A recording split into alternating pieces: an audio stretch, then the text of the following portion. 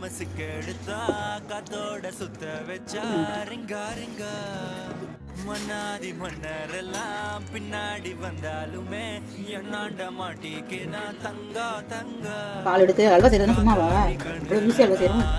முன்னாடிலாம் கோதுமை வச்சு ஆட்டி பால் எடுத்து அதை வடிய வச்சு எடுத்து